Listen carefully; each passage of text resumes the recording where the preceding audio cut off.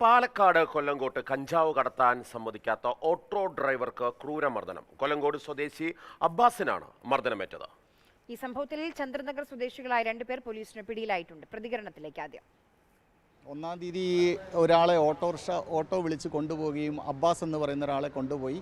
അയാളുടെ കൂടെ 2 പേരും പിന്നീട് ഒരാളും അങ്ങനെ 3 പേര് ഓട്ടോറിക്ഷയിൽ കയറി അയാളെ കുപ്പിയോടുന്ന സ്ഥലത്ത് പോയി അയാളെ മാരകമായിട്ട് മർദ്ദിക്കുകയാണ് ഉണ്ടായത്.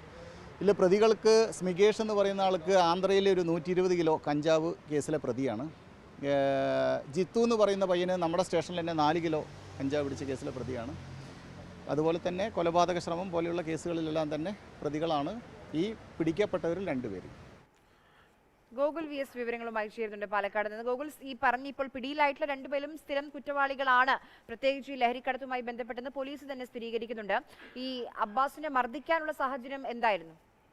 അതായത് കഴിഞ്ഞ 2-ാം തീയതിയാണ് പാലക്കാട് നഗരത്തിൽ വെച്ച് ഈ സംഭവം ഉണ്ടാകുന്നത്. അതായത് ചന്ദ്രനഗറിൽ വെച്ച് ഇവർ ഈ ഓട്ടോ കൈ കാണിച്ച് നിർത്തുകയും അതിൽ കയറിയതിനു ശേഷം കഞ്ചാവ് കൊണ്ടുപോകണമെന്ന് ആവശ്യപ്പെടുകയുമായിരുന്നു. എന്നാൽ അബ്ബാസ് അത് സമ്മതിച്ചില്ല.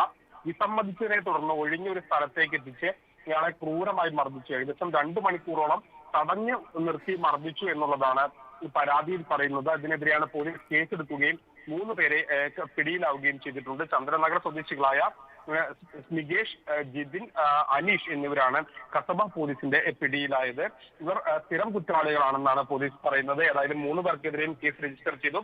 2 പേർ കൂടി ഇതിൽ പിടിയിലാകാനുണ്ട് എന്നുള്ളതാണ് പോലീസിന്റെ നിഗമനം. ഇവർക്കായുള്ള അന്വേഷണവും ആരംഭിച്ചിട്ടുണ്ട്. ശരി.